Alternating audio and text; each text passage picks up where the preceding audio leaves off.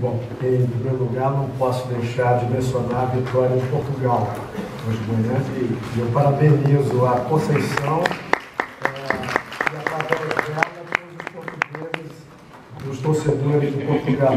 E quero também aproveitar a oportunidade para mencionar o fato de que a Agência Brasileira de Cooperação vai completar 30 anos no próximo ano, e 30 anos é também o tempo, o aniversário do acordo que nós temos com a OIT. Então, uma razão adicional para que esse capítulo da academia, um dos próximos capítulos da academia, se realize em Brasília. E isso já está, em princípio, agendado para o mês de março do próximo ano.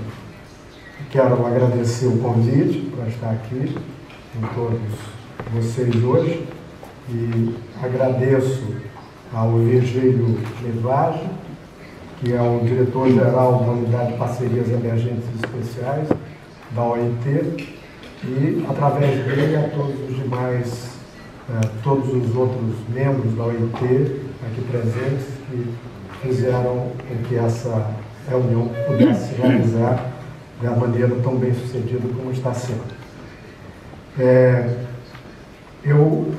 Enfim, tenho talvez a sorte de falar depois da Ana e da Sara, que já levantaram vários dos pontos que eu achava importante levantar, mas eu vou talvez tentar expandir um pouquinho mais alguns dos comentários que elas fizeram, que tem a ver com uma questão conceitual do que é, de fato, essa cooperação, a cooperação sul-sul, em primeiro lugar, porque triangular, alguns dizem, trilateral, dizemos nós, no Brasil, e eu vou procurar um pouco esclarecer essas questões.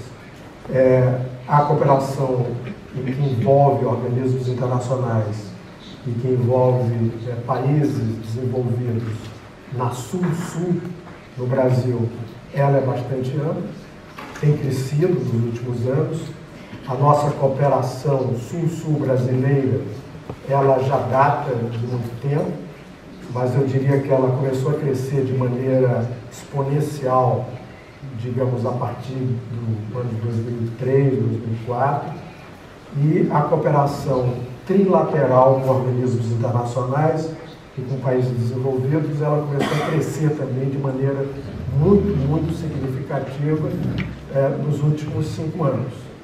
E nós temos hoje em dia, estritamente no que chamamos de cooperação Sul-Sul, coordenados pela Agência Brasileira de Cooperação, cerca de 450 projetos.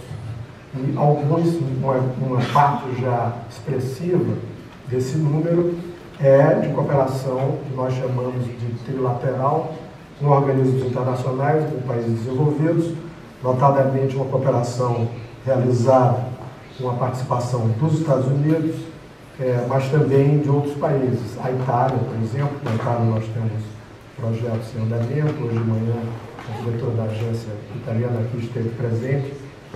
Nós temos, por exemplo, um projeto na América Latina, Amazônia Sem Fogo, que é feito com a contribuição da Itália. Temos um outro projeto agora em andamento com a Itália, que nós vamos realizar na Palestina.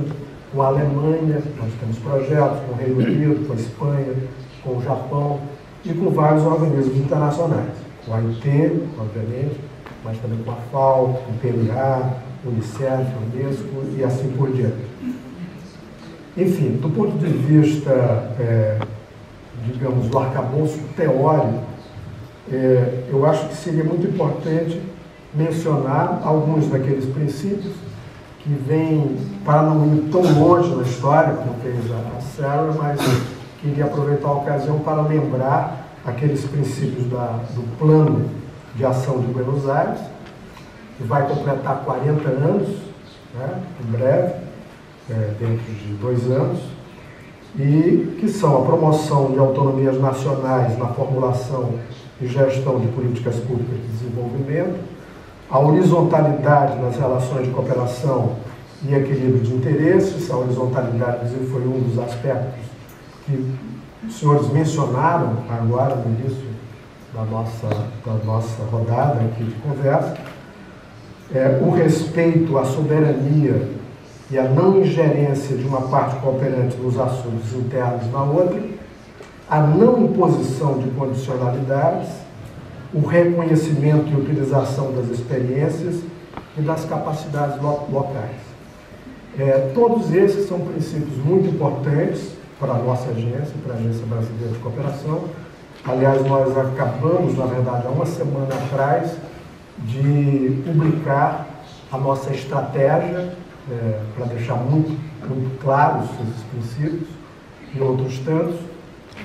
E eu gostaria de destacar muito especialmente um que nem sempre está presente em todo o arcabouço da cooperação Sul-Sul, mas que é um princípio fundamental no trabalho da nossa agência, no trabalho da cooperação brasileira, que é o que nós chamamos, no fundo, de elemento sul da nossa cooperação.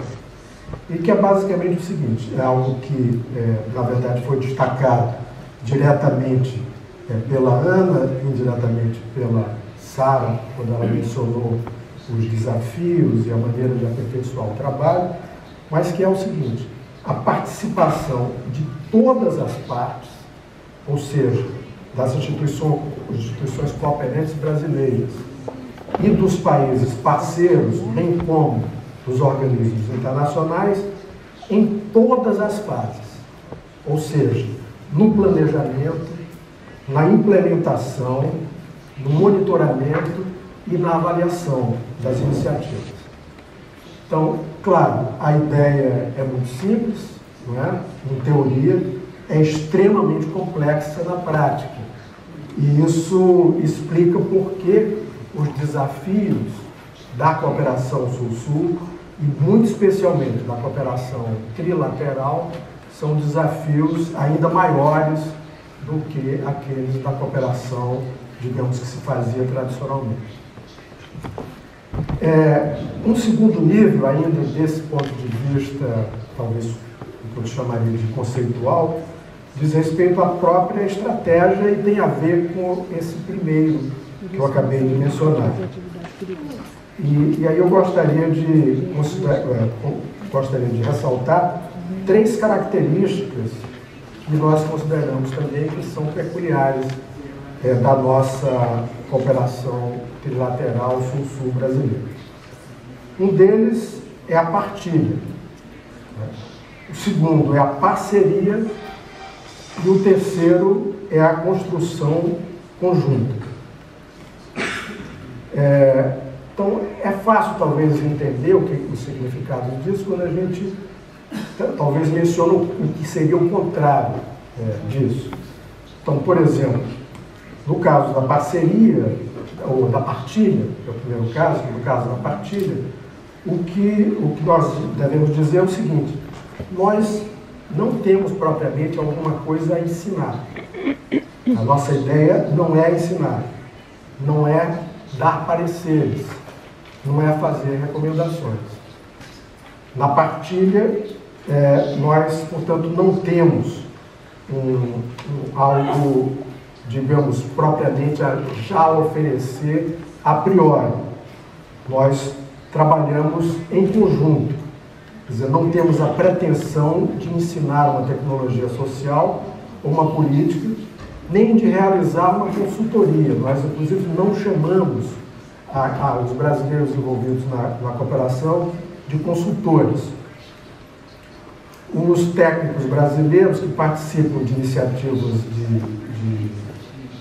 de cooperação, eles se consideram homólogos de seus colegas de Moçambique, etíopes, paraguaios, e se colocam, então, à disposição desses técnicos, com os quais nós temos a parceria, para compartilhar as nossas experiências, os nossos conhecimentos técnicos e institucionais, muitas vezes, sendo francos, não apenas para mostrar os sucessos do que temos conseguido, mas também para compartilhar as nossas falhas e as nossas dificuldades.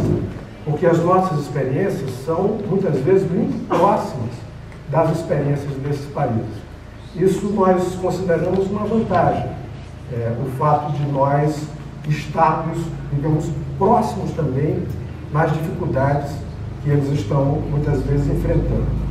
Então, trata-se, na verdade, de uma troca entre pares, que, portanto, se deparam com as mesmas dificuldades, desafios e dilemas. E é por isso que nós nos consideramos parceiros e evitamos e fazemos muita questão disso, de usar o termo de doador. A Sara mencionou aqui, a Ana mencionou, o fato de que, em alguns casos, se menciona o termo de novos doadores, né? Nós, de fato, não nos consideramos novos doadores. Somos parceiros, assim como consideramos os países que trabalham conosco na cooperação, não como beneficiários ou como recipientes da nossa cooperação, mas, uma vez mais, como parceiros dessa cooperação.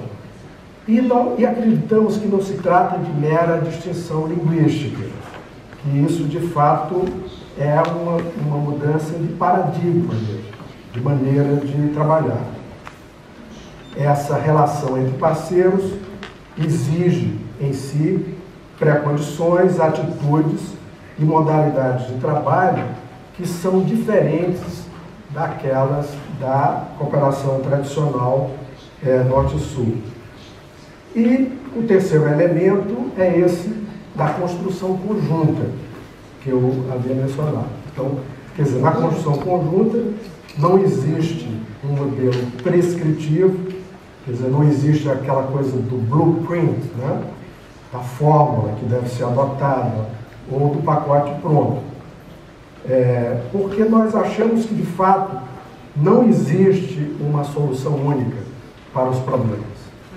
Nós temos que verificar quais são as condições específicas, locais, quais são os desafios locais. Se nós temos uma boa experiência e se o país nos procurou, porque um dos elementos também fundamentais dos nossos princípios da cooperação é que é uma cooperação estritamente sob demanda, quer dizer, nós não oferecemos cooperação, inclusive é por isso que nós temos evitado, digamos, atender a um apelo que tem sido feito, às vezes, por organismos internacionais, para que nós coloquemos nas suas plataformas, né, a nossa cooperação, as nossas boas práticas. Nós fazemos isso, de fato, temos muito cuidado com isso, porque achamos que os países é que devem nos procurar se eles acham que, de fato, nós temos uma boa experiência e uma boa prática para compartilhar com eles. Mas, ao fazer isso, nós procuramos adaptar essa nossa experiência àquelas condições específicas e, portanto, nós fazemos uma construção conjunta com o nosso parceiro para a elaboração de um projeto específico. E fazemos isso desde o começo, como eu digo, nessa construção conjunta. Um trabalho assim que seria semelhante ao de um artesão, na verdade, feito caso a caso e procurando, portanto, verificar qual a melhor solução para aquela situação específica. Eu acho que eu vou parar por aqui, porque eu já me estendi suficientemente, depois posso ter outras observações a fazer. Muito obrigado.